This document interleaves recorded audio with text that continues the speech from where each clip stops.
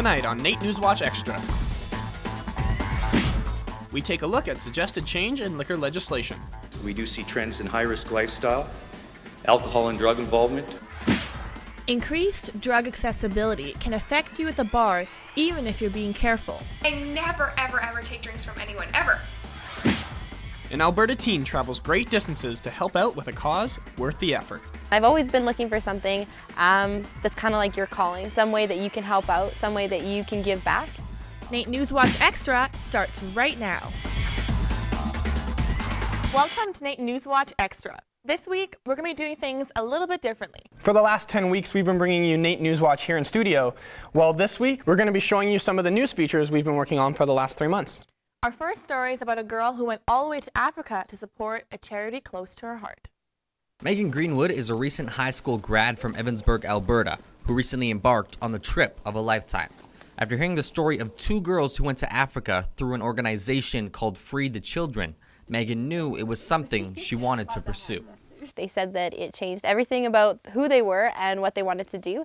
And I've always been looking for something that's kind of like your calling, some way that you can help out, some way that you can give back. Megan knew she wanted to help out, but it wasn't until after a conversation with her dad that she realized this wasn't just an idea, but something she had to do. I think the biggest moment was when I actually was talking with my father, and I had brought up the idea and said, you know, that I was really interested in doing something internationally. And Megan doesn't come up with too many ideas that she doesn't follow through on. My first thought was a lot of hesitation, going to some place like Africa on her own. It scared me a little. After months of fundraising and preparation, and with the support of her dad, Megan made the trip in July of 2010. The entire 3 weeks that we were there, we spent in camp. So you live in the community that you're working in, and you build in the days, and then they also take you on different excursions so that you can see the culture and see the people and get to know who you're helping. Of all the people that Megan was able to meet, one instance that stuck out for her was when one of the mothers invited the group of volunteers into her home. The house was so small that only 2 of us could go in at the time, while remembering that there is 5 people who live in this setting. So we walk into this hut, and you know, you have such mixed emotions as you can feel. You can stand in the center and feel all the walls and think that there's 5 people that live in here, and you're almost wanting to break down, but at the same time that woman is looking at you with the biggest smile on her face and is showing you every fork she has, every knife she has, every blanket she has, and she is so proud. This experience not only allowed Megan the chance to help others, but also help define the rest of her life.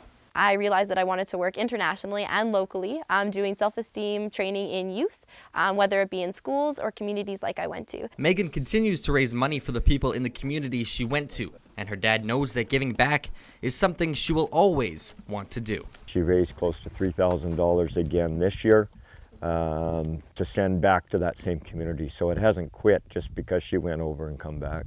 For NAIT NewsWatch, I'm Ty Hudick. With the increase in homicide rates in the city, the police have had to get creative. In an attempt to lower the crime rate in our city, Edmonton police suggested that perhaps we put restrictions on liquor stores in troubled neighborhoods. Spencer has more on that story. The city of Edmonton is the murder capital of Canada. It may be blunt, but true. The severity of the violence continues to be an issue for us here in Edmonton, and that's led to obviously our high homicide rate.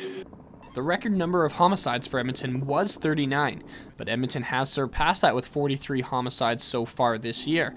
The police are looking for ways to solve the increasing homicide rate. Drugs and alcohol have been involved in many of this year's homicides. While no single causal factor is apparent to us, we do see trends in high-risk lifestyle, alcohol and drug involvement on many of these homicides. Police say something needs to be done about the rising homicide rate.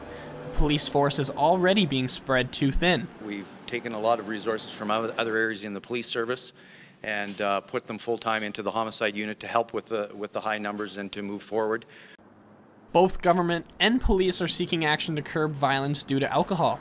A few weeks ago, the Edmonton Police said that they may make a motion to the Alberta Gaming and Liquor Commission suggesting restrictions get put on liquor vendors in neighborhoods with high crime rates. If a proposal was brought forward to the Alberta Gaming and Liquor Commission board, then they would consult with the public, and that could include, you know, the municipality, police, the licensees all involved. But at this point, no decisions have been made.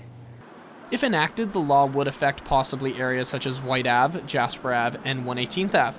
The restriction put in place could include a limited time establishments can be open for and the type of liquor sold. Similar restrictions on drinking establishments was legislated in July of 2008. That the focus was on reducing the impact of overconsumption. We have heard from police that it has helped reduce violence around premises and make an overall bar experience safer. The minimum drink price legislation was a bill that was put in place to help suggest moderation amongst drinkers. Also, the law requires servers to become certified in order to serve alcohol. We always encourage businesses to come forward with any recommendations or concerns that they may have. Even with the statistics showing the strong relationship between crime and alcohol, the most the Edmonton Police could do in the creation of a new law restricting alcohol is make suggestion to City Council. From there, it'll be left up to Mayor Mandel and the City Councillors whether a new law should be made. Reporting from downtown for NAIT NewsWatch, I'm Spencer Payne. Hey Natasha, I got you some. I'm good, thanks. Okay, 2 waters for Spencer. These days, accepting a drink at a bar isn't always a safe thing to do. The increased accessibility of drugs is making more and more people fall victim. Our very own Natasha tells us more in this upcoming story. It can happen so fast. You only need to look away for 1 second in order to have someone slip a drug into your drink. It may sound dramatic, but in this day and age, what was once considered a rare situation has now become a scary reality. If you had asked independent city girl Stephanie a year ago if she would ever fall victim to such an act, she would have never believed you. I never, ever take drinks from anyone, ever. Like, even if I saw the bartender pour it and the guy brings it over to me, no. Unfortunately, even if you're out with a big group of friends, the best laid plans can sometimes fail you. Like, normally you're on, the lookout. I was totally off guard. And now thinking about it, I'm like, how could I be so stupid? Stephanie was drugged with rohypnol, a date rape drug that causes one to have impaired judgment, lose social inhibitions, and basic motor skills such as speech. Within 10 minutes of consuming the drug, a person will feel dizzy, disoriented, and suffer a severe loss in memory. It's not like when you get really, really drunk and you kind of forget pieces of the night. It was like a black hole. Drugs such as rohypnol are now more commonly found in cases such as Stephanie's because of the easier buying accessibility. Compared to 10 years ago, the demand for drugs has grown, and therefore the rate of delivery and service has increased as well. Sure, it is. You can walk down the street here and get whatever you want, pretty much. Yeah, it's almost like the watch salesman in New York, where they have, what do you need? I got everything for you, kind of thing, right here. Even more alarming, people now have to look no further than their computer screen. Certainly, you can get whatever you want now off the internet, and it can be at your door in a few days, shipped across seas. However, there are ways to stop the spread of such sites. Strathcona County, we have a drug tip line that we encourage people to phone and tip. It's an answering machine if nobody picks up. It's anonymous. You can just phone in and give any drug information that you have. While all of this may sound alarming, new products are coming out to keep people safe at bars, such as a lip gloss that comes with a litmus strip that one can dip into their drink to check for drugs as diverse as GHB and cocaine. For Stephanie, however, one rude awakening was enough to make up her mind. I don't really drink anymore, if ever, because I don't ever want to take that chance. Natasha Bruin, NAIT NewsWatch. Coming up after the break, we visit a rehabilitation center for Alberta's wildlife. Just working with the animals on a daily basis and seeing them improve over the time. Sherwood Park locals start up a new longboard company. This winter we're just going to build up inventory and hopefully have a strong launch in the spring. A Morinville theater group helps out its community. We provide other organizations with the means of fundraising.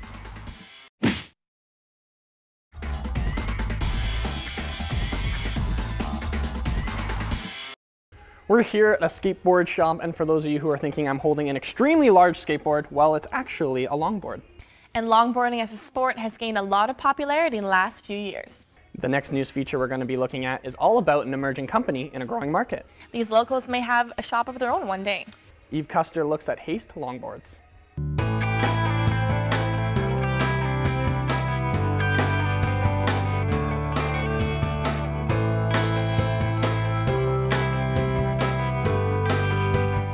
feel we have a pretty significant name for at the stage of where business we're at.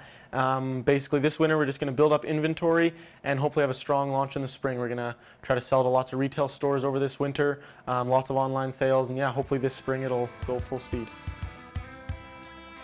Chris and his brother Curtis are the creators of Haste Longboards. Their company is still in the early stages of development, but they've already gathered a following. From sponsoring riders to hosting group sessions, Haste is making a name for itself.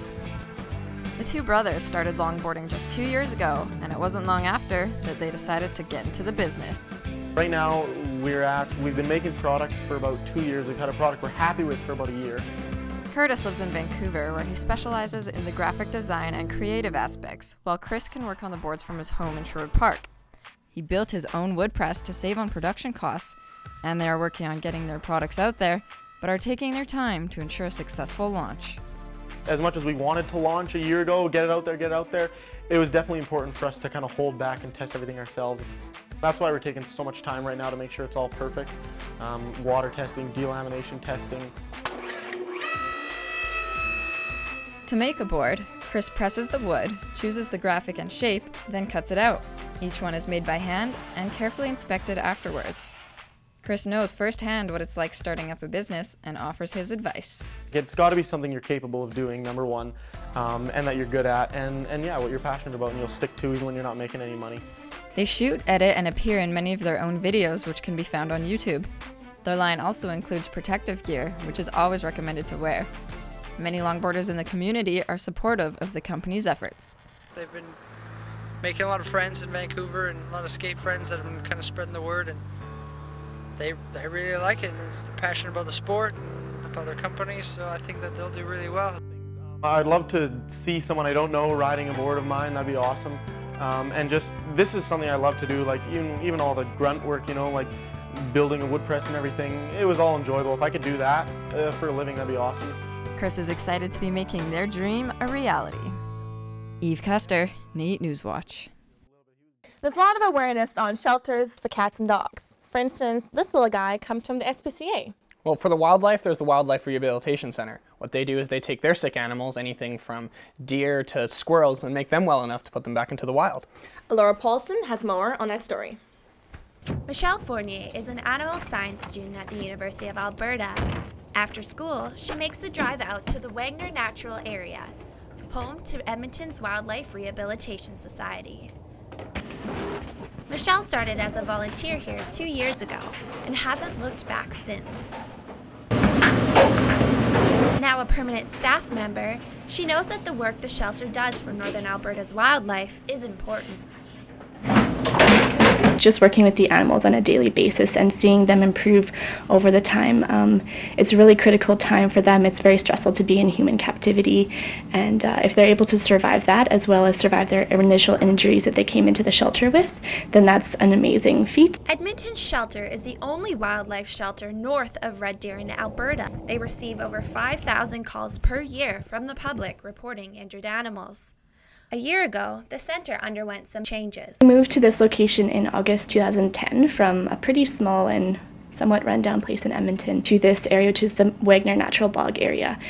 Animal care manager Holly Duval is excited for all of the new possibilities this move has created. We currently have 3 pens that are built, but we have a plan of building 12 more pens. Holly organizes animal care, treatments, and meal plans. Her treatment board keeps all of the animals organized for staff and volunteers.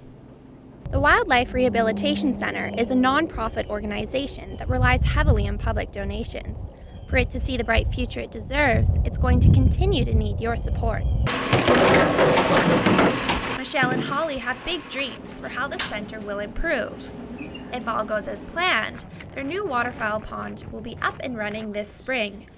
This will add to the pens they have, including the hawk and owl pen, the songbird pen, and the home of their only permanent resident, Cecil the owl. This center impacts not only the animals, but the employees as well. Michelle now sees a future for herself in wildlife rehabilitation. Until I started volunteering and working here, I wasn't entirely sure what I wanted to do with my future. I thought maybe I could try for vet school or something like that. As I go along, it's not as important to me to reach that end goal of maybe a vet or something, but it has made me a lot more passionate about wildlife and conservation and the impact that us as humans have on the wildlife in the area. Michelle and the other staff at the Rehabilitation Society hope for continued support from the community to help realize their vision. Alora Paulson, NAIT NewsWatch Extra. Natasha, I'm pretty excited to be here in the theater today because ever since I was a little kid, musical theater has always been a passion of mine. Well, starting February, there's a new show playing in Morganville, and it features a lot of local talent. I heard about this one. It's called The Last Resort, right? That's right. And it's different than any other kind of musical group that's out there because they donate a lot of their money to charity, right? Exactly. Shh. Sounds like it's about to start. Stephen Dyer has more. Landon Hughes is a network engineering student at NAIT during the week, but when the weekend comes around, he abandons his technology and even his identity to become Nick Galeazzo, the male lead in the play The Last Resort. Actually, it's kind of a break. Being entrenched in technology kind of all day. I'm the kind of person when I get home from school or when I was working, when I get home, I don't even check my email. So it's a really nice kind of transition and a really nice kind of relaxing thing to be able to just go out and be random and kind of have some fun with some other people. The Caviar Players Drama Society has given Landon a place to let his artistic side out. I do like kind of being able to step up onto stage and change kind of who I am. That really kind of speaks out to me, to be able to, to not have to be Landon. I can be someone else. I can talk with an accent. I can do whatever. Landon believes in the role theater groups play in the community. To reach out to the community, to show them that there is an artistic side of the community, for people in the group to portray their own artistic feelings. Providing entertainment for people is not the only thing Caviar does, though. With Caviar, we provide other organizations with the means of fundraising large amounts of money, which is sometimes really difficult for them to do. Dara-Lee Hill is the current director of the Caviar Group, and she agrees that theater groups are a great benefit for the communities. I think theater groups bring fun, kind of a change in pace, a change in the real world. Like, most people are kind of just working to get by nowadays, and I think theater groups give them that break in reality that everyone so desperately needs.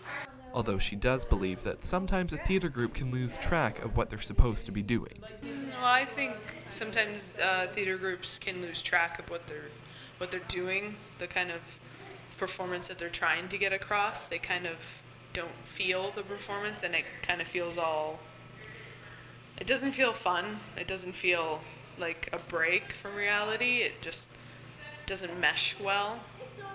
The Caviar Players will be showcasing their performance in February at the Morinville Community Cultural Center on the 17th for a dinner performance, and the 18th with a matinee and a dinner show. Stephen Dyer, NAIT NewsWatch Extra.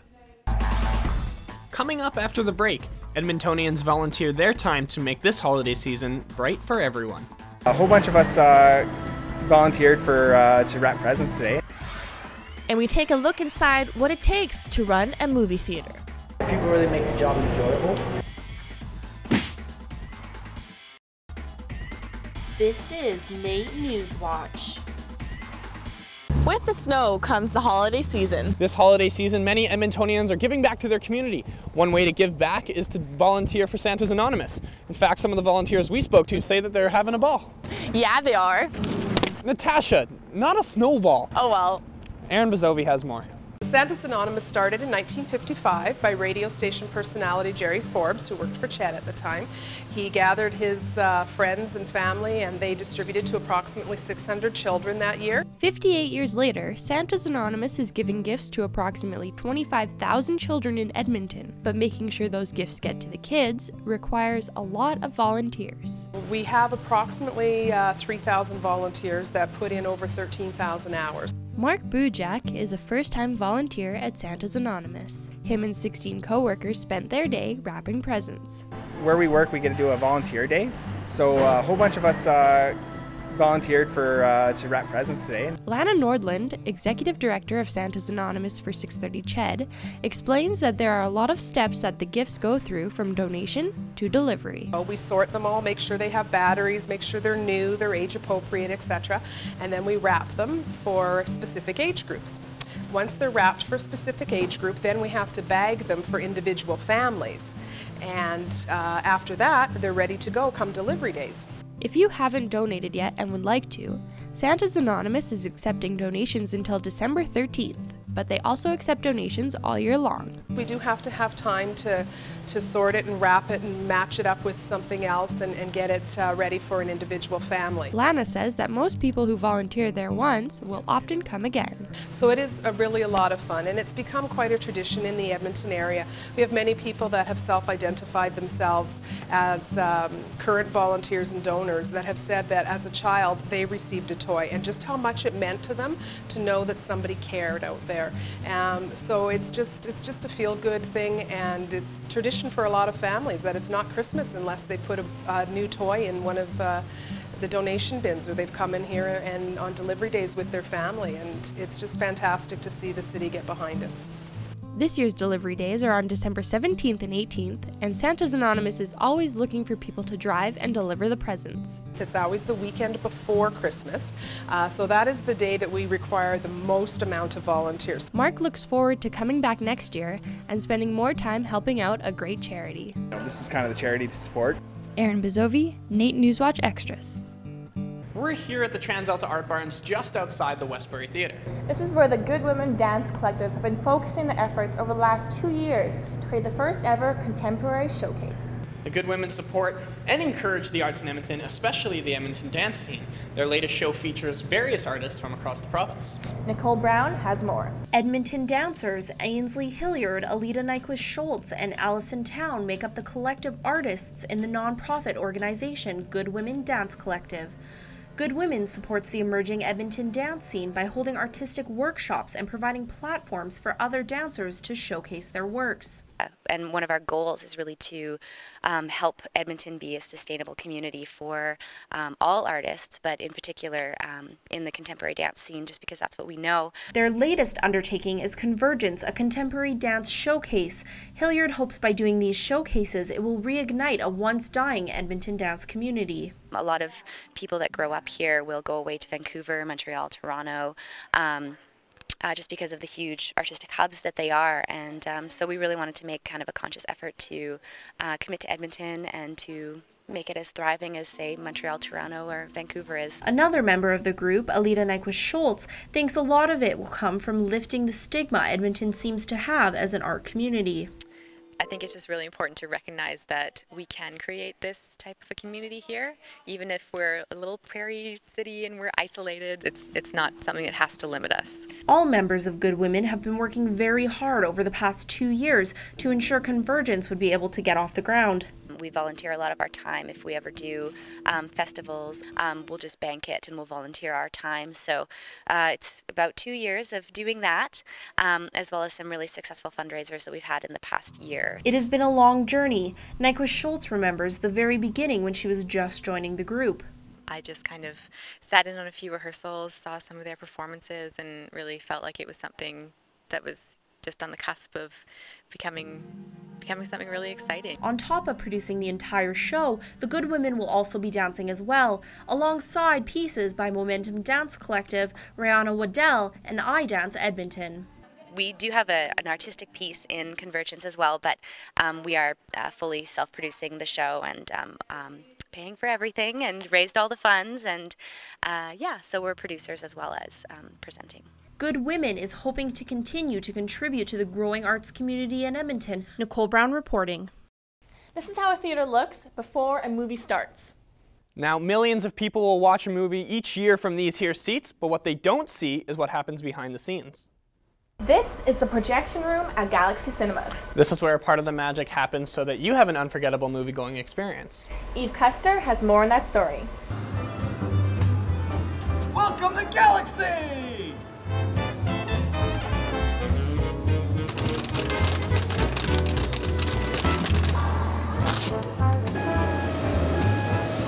It's a unique environment. You're not exactly in retail, in food services, or in the entertainment industries. You're in a mix of all three, and I find that makes quite for a unique set of skills. At Cineplex, the staff are called cast members. Their role is to deliver an exceptional entertainment experience for the guests. The cast are trained in a variety of areas and have to work as a team. It's really been fun because of all the awesome people that work here. The people really make the job enjoyable. There's really a community of family here that you don't find in other areas of work. Many cast members have special skills to offer. In Sam's case, he's bilingual. Lorsque je remarque qu'un client a un accent francophone, j'essaie de mon mieux de les servir dans leur langue maternelle. Cela permet beaucoup plus d'interaction personnalisée avec le client et je crois qu'ils apprécient beaucoup ça. During peak times, the workflow is fast-paced, and the staff have to work as efficiently as they can to keep up. If I, as a team leader, do not make sure that every aspect of my team works perfectly, the entire machine breaks. Just as important as the movie itself are the treats that go along with it. Popcorn. Kinder Surprise.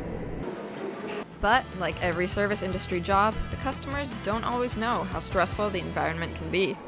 Other guests are more concerned about you being a machine, not a human being, and they just want you to get everything they want as quickly as possible with no regards to whether or not it's possible. After each movie, the auditorium must be cleaned. Every piece of garbage has to be picked up, and each row has to be swept. Now let's take a peek upstairs where the magic happens. Most cinemas are converting to digital, but there are still many of the 35mm film projectors. The projectionist is in charge of all the movies going in that night and must ensure that the shows run smoothly.